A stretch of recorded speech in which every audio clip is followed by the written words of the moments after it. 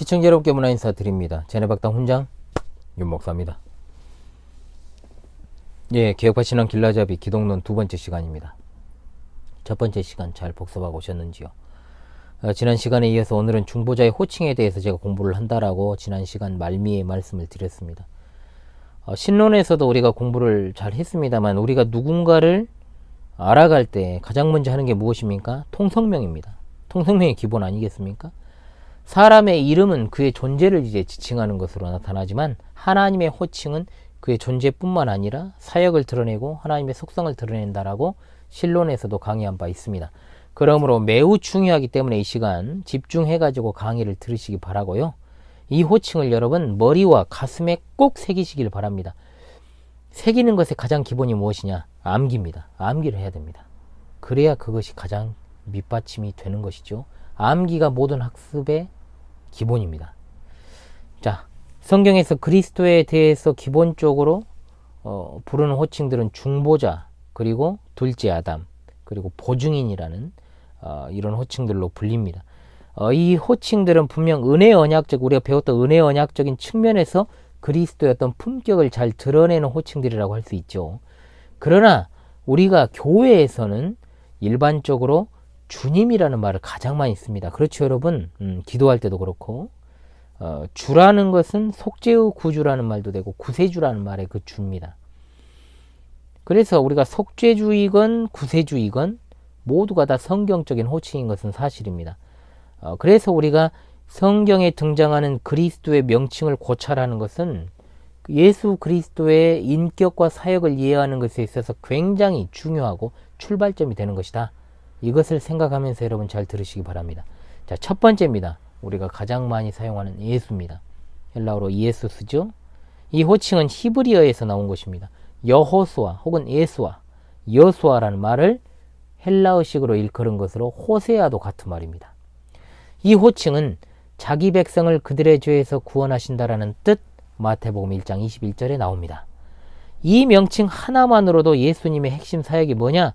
죄인들의 속죄를 담당하시는 분이심을 깨닫게 됩니다. 그런데 예수 믿는 자들이 예수라는 이름의 뜻도 모르는 자들이 많아요. 예수라는 이름의 뜻이 뭡니까? 자기 백성을 그들의 죄에서 구원할 자입니다.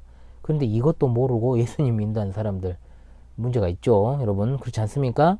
항상 제가 우리 성도들을 많이 지적을 하고 그렇게 해요. 공부를 가르쳐도 항상 말하잖아요. 모든 학습의 기본은 뭐다? 암기입니다. 암기가 되지 않으면 말씀도 마찬가지예요. 말씀을 해석하고 적용하는 것의 기본도 암기입니다. 일단은 암기를 해야 돼요. 그리고 나서 이제 우리가 그 내용을 파악하는 것이죠. 다시 한번 말씀을 드립니다. 예수님이라는 이름의 그 호칭, 그 뜻 하나만으로도 예수님의 핵심 사역이 뭐다? 죄인들의 속죄를 담당하시는 분이시라는 것이 나오는 거예요. 예수님은 택한 백성의 구주이십니다. 모든 인류의 구주가 아니시죠. 자, 택한 백성의 구주이십니다. 예수님은 자기 백성을 죄와 사탄과 사망의 권세로부터 구원하시기 위하여 우리를 흑암에서 빛으로, 죄 가운데서 의로, 사망 가운데서 생명으로, 육신의 부패와 지옥 형벌로부터 영광의 천국으로 인도하시기 위해서 낮고 천한 육신의 몸을 입으시고 이제 예수님의 신분에서 공부하게 될 것입니다.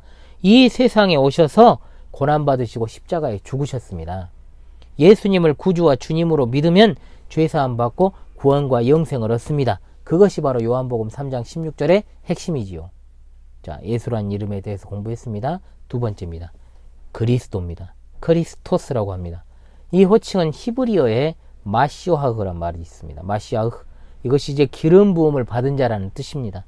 헬라어로 번역을 이것을 한 것이죠. 이제 메시아로 표현이 되기도 해요. 메시아, 마시아흐라는 히브리어가. 구약 시대에는 왕, 제사장, 선지자가 이제 기름 붓는 의식으로 임직이 되었습니다. 임직 때의 기름 부음은 성령의 임재를 의미하는 것이죠. 이것은 이제 기독론에 이어지는 성령론에서 공부할 것입니다.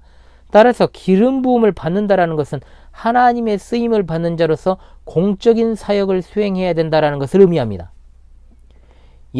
앞서 예수라는 호칭이 개인적인 이름이라면 그리스도라는 호칭은 어떤 의미가 강하냐? 하나님의 어떤 공적인 직무를 수행하는 공적 명칭이다 라고 볼 수 있는 것이죠. 예수님께서 하나님의 공적인 직무를 수행하시려 기름 붓는, 즉 기름 부음을 받으신 의식에 관해서 마태복음 3장 16절을 비롯해서 모든 복음서의 병행기사 여기에 이제 잘 드러나고 있습니다. 이사야 42장 1절로 4절은 구약의 메시아가 신약의 예수 그리스도이심을 분명히 드러내는 핵심 예언이라고 할 수가 있게 되는 것이죠. 그리고 세 번째입니다. 주입니다. 주. 우리가 정말 많이 쓰는 주. 헬라어로 퀴리오스라고 부르는데 주님이라는 호칭은 권위와 능력을 소유하고 있음을 나타내고 예수 그리스도께서 부활하시고 승천하신 후에 더욱더 존귀하게 이제 사용되었다라는 사실을 알게 되지요. 주님은 히브리어로 아도나이, 헬라어로는 퀴리오스, 구약 성경과 정말로 밀접하게 관련을 갖는 호칭입니다. 조성만 박사님은 6가지로 이 주라는 의미를 대별하고 있는데 첫 번째, 주종관계에 있어서의 주인을 의미한다라고 했습니다. 두 번째, 경의를 표현하는 호칭이다. 세 번째, 소유자의 소유권과 권위에 대한 호칭이다. 그렇죠? 네 번째, 하나님께 대한 호칭으로 구약에서는 여호와를 아도나이라고 호칭하였다. 다섯 번째, 신약에서는 특히 예수 그리스도를 호칭하는 말로 신약 성경 전체에 걸쳐 신자들이 가장 많이 사용한다. 구약에서도 다윗은 그리스도를 뭐라고 칭호했습니까? 주라고 호칭하였다. 자, 우리도 주님이란 말을 제일 많이 쓰지요. 여섯째, 에베의 대상으로 호칭하였다. 관련 구절은 제가 자막으로 처리하겠습니다. 꼭 찾아서 여러분 읽어보시기를 당부를 드리겠습니다. 그 다음 네 번째입니다. 하나님의 아들입니다. 자, 이 호칭은 구약 성경에서 정말 다양하게 사용되었습니다. 이스라엘, 다윗 왕과 경건한 하나님의 사람들에게 그리고 천사들에 의해서 불리어졌습니다. 신약 성경에서는 단수형으로 오직 예수 그리스도께서 스스로 사용하신 명칭입니다. 제자들도 예수님을 하나님의 아들로 호칭했고 심지어 귀신들도 예수님을 그렇게 호칭한 것을 우리가 알게 되지요. 그것이 바로 마태복음 4장 3절 이하에 등장하고 8장 29절에도 나오게 되는 것을 우리가 알 수 있습니다. 이 하나님의 아들이라는 호칭이 그리스도께 적용될 때는 세 가지 의미가 있습니다. 첫 번째로 탄생의 의미입니다. 그리스도께서 인성을 취하여 이 세상에 탄생하실 때 그 잉태의 동기가 사람으로 말미암은 것입니까? 아닙니다. 하나님, 곧 성령으로 말미암아 잉태되었다라는 의미에서 하나님의 아들이라 불립니다. 누가복음 1장 35절 천사가 대답하여 이르되 성령이 내게 임하시고 지극히 높으신 이의 능력이 너를 덮으시리니 이러므로 나실 바 거룩한 이는 하나님의 아들이라 일컬어지리라. 아멘. 두 번째, 메시아적 직위의 의미입니다. 그리스도께서는 하나님의 후사, 즉 하나님의 자녀들인 성도들의 대표자라는 의미에서 하나님의 아들이라 불리십니다. 성도들은 하나님의 자녀이기 때문에 하나님 나라를 기업으로 상속받을 후사들이 되는 것이고 그리스도께서는 메시아의 자격으로 그 성도들 곧 후사들의 대표가 되십니다. 로마서 8장 17절 자녀이면 또한 상속자 곧 하나님의 상속자요 곧 그리스도와 함께한 상속자니 우리가 그와 함께 영광을 받기 위하여 고난도 함께 받아야 할 것이니라. 아멘. 세 번째입니다. 삼위일체적 의미가 있습니다. 그리스도께서 하나님의 아들이라고 불릴 때 가장 근본적인 의미는 그분이 바로 삼위일체라는 신적 본체 안에 계신 제2위 되시는 성자 하나님이심을 가리키는 의미다. 그러므로 우리는 성도가 하나님을 아버지로 부르는 것과 예수님이 하나님을 아버지로 부르는 것은 근본적으로 다르다는 것을 알아야 되겠죠?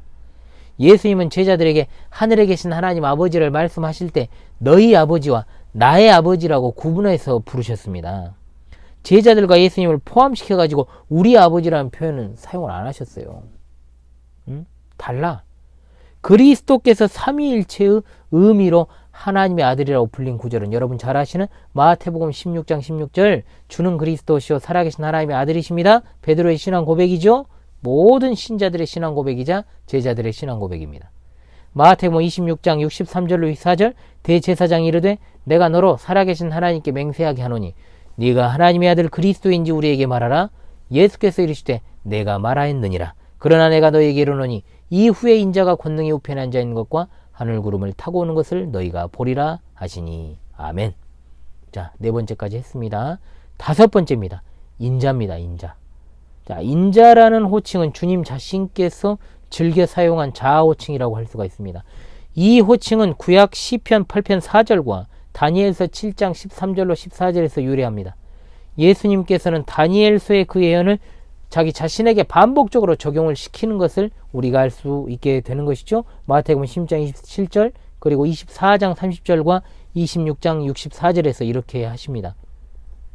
이 명칭이 이제 마태복음에 30번이 등장하고 마가복음에 14번, 누가복음에 25번, 요한복음에 12번이 등장을 합니다. 인자라는 명칭은 성경적으로 세 가지 의미로 이해가 가능합니다. 잘 기억을 하십시다. 첫 번째, 인성을 반영합니다. 인자라는 호칭은 예수 그리스도의 인성을 반영하는 호칭으로 문자적으로는 인간이죠. 자, 예수 그리스도를 고린도전서 15장 45절에서 마지막 아담이라고 했는데 이 명칭도 예수 그리스도의 인성을 나타내는 명칭입니다. 따라서 인자는 예수 그리스도께서 낮아지신 신분, 성육신, 비하, 겸손, 그리고 지상사역, 고난, 죽으심에 이르기까지 여기에 관련돼 이제 사용된 명칭이다라고 볼 수 있는 것이죠. 자, 둘째로 메시아적 의미입니다. 인자라는 명칭 먼저 고난받는 종. 마가복음 8장 31절에 인자가 많은 고난을 받고 장로들과 대제사장들과 서기관들에게 버림받아 죽임을 당하고 사흘 만에 다시 살아나야 할 것을 비로소 그들에게 가르치시되라고 했습니다. 그리고 죄 사하심의 의미가 있습니다. 마가복음 2장 10절에 그러나 인자가 땅에서 죄를 사하는 권세가 있는 줄을 너희로 알게 하려 하노라. 그리고 또한 예수 그리스도의 죽으심과 관련되어 사용되었습니다. 마가복음 10장 45절에 인자가 온 것은 섬김을 받으려 함이 아니라 도리어 섬기려 하고 자기 목숨을 많은 사람의 대속물로 주려 함이니라. 자, 메시아적 직무의 의미로 사용되었습니다. 그리고 인자의 세 번째 의미, 종말론적 의미가 있습니다. 마태복음 26장 64절에 예수께서 이르시되 내가 말하였느니라. 그러나 내가 너에게 이르노니 이후에 인자가 권능의 우편에 앉아있는 것과 하늘 구름을 타고 오는 것을 너희가 보리라 하시니 이 말씀은 예수 그리스도께서 고난을 받아 죽으신 후 다시 부활하시고 승천하시고 재위하셔서 영광 받으시고 앞으로 심판지로 다시 재림하실 것을 가리키는 표현입니다. 잘 아시겠죠, 여러분? 자, 또 자막으로 구절들을 올릴 테니까 여러분 꼭 찾아서 읽어보시기를 바라겠습니다. 그리고 이제 여러분 여섯 번째입니다. 독생자입니다. 헬라어로 모노게네스인데요. 예수 그리스도를 하나님의 독생자로 호칭하는 것은 예수 그리스도의 독특하신 영원 출생을 의미하는 표현입니다. 예수 그리스도께서는 이 세상에 오시기 전에 이미 하나님의 독생자로 존재하셨습니다.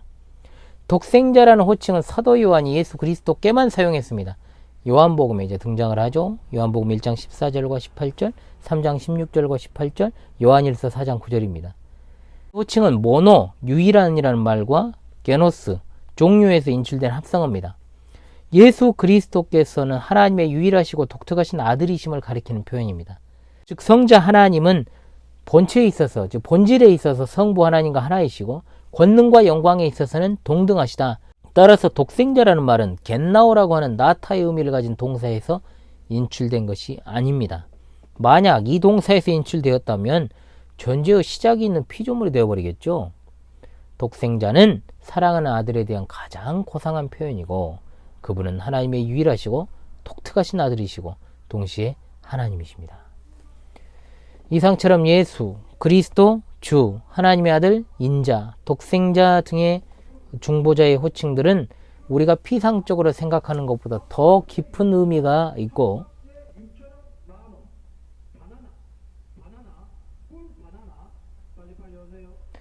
꿀바나나를 파고 있습니다. 예, 바나나가 얼마나 달면 꿀바나나일까요? 예, 발음도 잘 안됩니다. 자, 하나같이 예수 그리스도께서 신성을 가지신 구주이심을 나타내고 있습니다. 그리스도의 본성과 인격은 하나님이시며 동시에 그리스도의 직무는 단순히 인간으로서 감당할 수 없는 중보적 사역임을 알게 됩니다. 중보자는 신성으로는 그리스도이시고 주님이시고 하나님의 아들이시고 독생자이시지만 인성으로는 나사렛 예수라 불리십니다.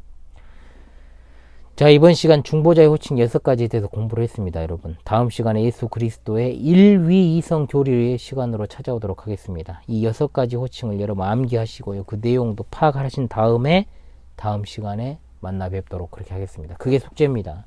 공부 열심히 하시고 다음 학습 시간에 찾아오도록 그렇게 하겠습니다. 여러분, 이번 시간도 수고하셨습니다. 제노박당 훈장 윤목사였습니다. 감사합니다.